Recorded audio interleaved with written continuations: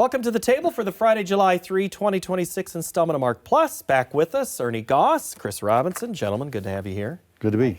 All right, I'm done working. It's the holiday weekend. So, okay. Ernie, you want to ask any questions to Chris? I do. I mean, we understand that the market for the market for U.S. that Brazil took part of the market to China. Mm-hmm. That market. Is it gone forever, or is it easy to get it back? In terms of soybean, for example, is that market gone? No, I think it's just part of a bigger market. Here's the deal: you can recapture it that quickly. Yeah, absolutely. It all comes down to price generally. But what was interesting this year is earlier in the year when we were negotiating with China, China actually bought our beans, our spot beans. They were $1 more expensive than South American beans. Mm-hmm. China actually put a moratorium on South American beans for a while. They were buying ours. They were paying more for our beans. And a lot of people are like, why are they doing it? I certainly couldn't figure out why they're doing it. Mm-hmm. And because I think they're trying to somehow curry favor for the next negotiations coming down there. So big picture, Ernie, the Chinese have spent billions of dollars helping build infrastructure in Brazil. Mm-hmm. Right. And every year, Brazil, they have this huge harvest and they have the trucks lined up. Chinese have built roads and they're trying to build infrastructure. So they've been playing the long game. South America, they actually produce more soybeans than we do now. I mean, when you do the mass, the size of the crop. So that's not going to go away anytime soon. But what's interesting is if they do come back like they have for years and years, we have 1 billion bushels. They'll come get it. And if the price is right, they'll come get it. Because you have to remember, they've got 1 billion people. They have 300 million hogs that they have to feed. And they feed the hogs soybean meal. Even though this week, though, they said they were going to start cutting back some of their hog production. Oh, yeah. Well, which is something, that's a positioning thing, too, that they do. China's economy has been slowing down. I mean, that's one reason crude oil, well, there's a whole other thing, but that's one reason crude oil didn't spike. Yeah. Yeah, more on that. Sorry, I interrupted. No, we do a separate survey of supply managers, and we're always looking at the supply chain and how easy it is to move or how difficult it is to move from one supply chain to another supply chain, the disruptions to the supply chain. And what that does typically is pushing up prices because of the disruptions. Yeah. All right, speaking of disruptions, Chris has a question for you now. All right, I need to know this. It's very, very important. Okay. Will the new Fed chair, will he raise rates? Is he going to be Paul Volcker? Is he going to raise rates to get rid of inflation, or is he going to sit tight? Well, he's going to sit tight right now. That's what we're talking about. And there's several reasons for that. And people say, well, President Trump, no, Warsh is not going. I don't care if President Trump did appoint him. When you're an economist, I don't care. You're sitting there, you don't want to be somebody's lapdog. So he will not reduce rates because of President Trump. But he will increase rates potentially, not this month. They meet again on the 28th and 29th of July. And there will not be no rate change at that meeting. The movement is upward right now in terms of rates. But in the fourth quarter, I expected a cut, not because of President Trump, because the economy is slowing down and inflation is coming down. Look at what's going on with rents. Look at what's going to go on with housing prices. Those are coming down. Fuel prices are going to come down, but not probably till the fourth quarter. Yeah, because last week, I think, or maybe it was 2 weeks ago, new home sales off, which had been something that had been stable. The supply of existing homes continues to be low, but what's out there is super high. You're saying some of the air is coming out of that sector. Yes, absolutely. And it was amazing. I heard Warsh say, well, and this is how I interpret it. He says, well, if we can't meet the 2% goal, that's their goal, inflation at CPI or PCE at 2%, let's just change the measure. I'm like, come on, the consumer is what's pushing this. I mean, when you go to the store, I don't care what the Fed says. If you feel it, you feel it, and you do feel it. Okay, so consumer was supposed to be one of the people that benefited with USMCA. The renegotiated pact was to improve trade amongst these three countries. The U.S. and Mexico have had conversations. Absolutely. July 1 was supposed to be the launch of the examination. The president has said he doesn't know if we should go back into it, even though it was him that was at the head when it was redone. What's the likelihood that USMCA will not be renewed? And if it is going to be, what's the president wanting in concessions? Well, he needs to move on it and move positively. We benefit from that. disruptions. Again, back to my earlier statement about volatility.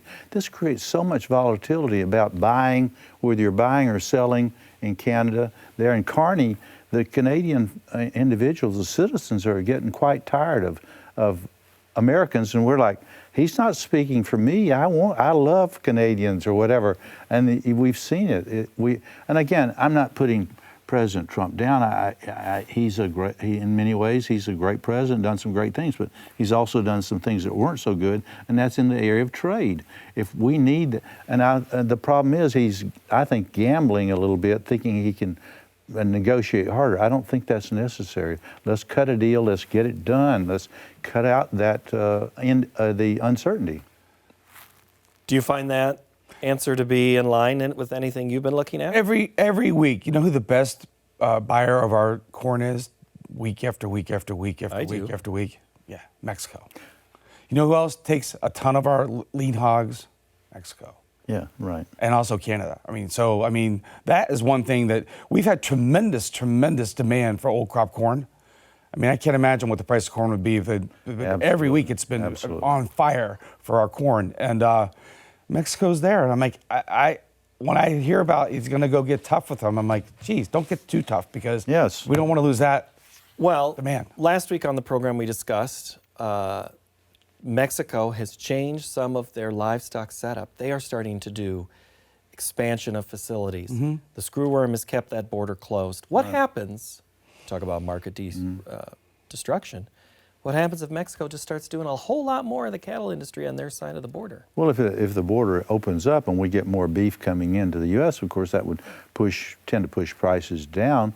But there's some demand here for the cattle in the feedlots here. So it would be a positive thing. In other words, again, we as Americans can't be afraid of competition. We are the most productive. Our economy, we're tops. We're tops in agriculture and manufacturing, two areas we serve at Creighton University. Okay.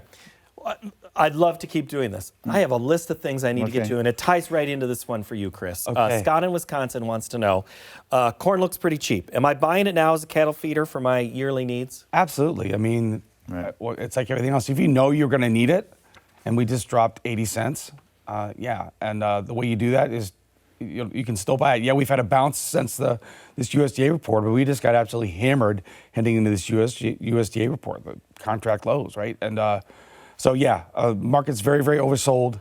The way you play that, you can't promise someone, no, you buy calls here, 3 months from now you'll make money. But I'll tell you the number one signal, though, is I just bought corn through the Chicago Board of Exchange. I bought it about 3 weeks ago. It's probably going to head downward before it heads upward. You know when you get out. Is that the Goss signal? Yeah. That's the Goss. That's the text alert it needs to give you that you're talking about. Yeah. Is he one of those longs that when he exits? Yeah, well, I mean, and you know what? The best hedge for, and this is the real problem with corn prices.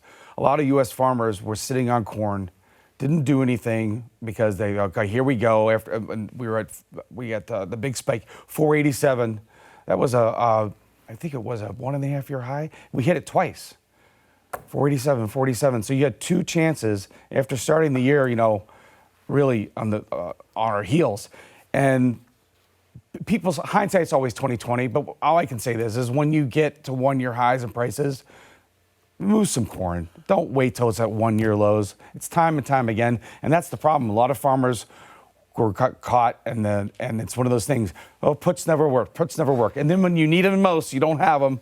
You know what I mean? So I bought it at 422. So. And it dropped to 417. That's usually the way it goes. All right. Wait. Well, there's not a big difference in there, which is part of this question from Bryce in South Dakota. With the current setup, what is considered a rally? Chris, should we be expecting 20 to 30 cents or more? I almost, it's funny. I've been doing this for a long, long time. I always look for halfway back in everything. So I don't care if it's, gold, silver, whatever. So we just dropped 80 cents. Halfway back will be a good rally. So 40 cents. So you do the math. That would be a great recovery. Okay. We're going to move to Gary in Wisconsin. I need to get back to some of the energies with the two of you here, if you could. Let's do Gary in Wisconsin off of X this week. With the release of the new 45Z tax credits, will they change farming practices for farmers near ethanol plants? Will their land values also go up? if they made it mandatory, it's always optional. That's the thing. When they come out with those things, if they ever said it's mandatory to have year-round, that would be different. And when you look at what we do, we grow 15 billion bushels of corn. 5 of it goes to ethanol. 6 of it goes to animal feed. It's like, can you pick up an extra billion or 2 here that would help that? Absolutely, because if you get that demand, that's like a natural put. It'll help give us a better floor for prices. So, but I think they need to make it. If they ever said mandatory instead of suggested, that would make a huge difference. In our survey, the June survey, we asked the question, what's the most important, the important factors that would boost farm income and the rural Main Street economy, and number 4 was E15, E85 year-round, and Right. Well, and I was going to ask you, I've talked to some of your colleagues around the Midwest in the last 6 months about this issue, and does 45Z make a big difference, a big dent into and will it help the producer? I think it would, but again, the problem in my judgment, again, we have what I'll call in economics and almost everything, regression to the mean, okay? So if something's running really high, it tends to move back to the mean.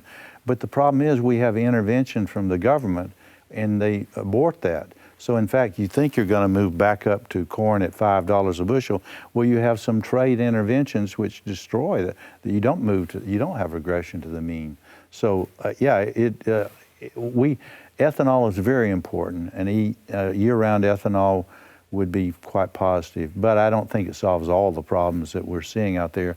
Again, the number one issue for the ag sector is trade. Give us some certainty in trade. MCA is part of that too. Yeah. You know? Okay, we're going to close with a friend of ours, friend of the program here. Our last question is Ed in Illinois, and we all know who Ed on Twitter is. He knows Mark Gold, so does Chris Robinson. What do you think of your mentor, Mark Gold, retiring, Chris? My mentor. I met Mark when I was 22 years old. I walked into the Board of Trade, and everybody thought I was an FBI agent. I had crew cut, and they're like, nobody wanted to talk to this kid. And it was a very competitive place. I couldn't find a place to stand where people didn't chase me away, scream at me. And I ended up over by Mark because Mark was one of the guys that actually would trade with me and if I made a good market, he traded with me. And I always thank him for that. And then years later, 15, 20 years later, when the floor was going away, I was lucky enough to still be friends with him, and he gave me my entree into this business, and I'll always be thankful for him.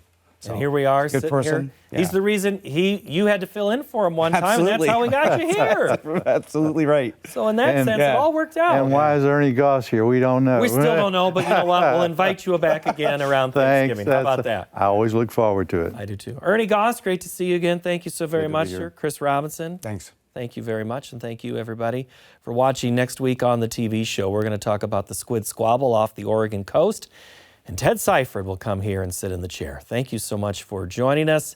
Have yourselves a great week.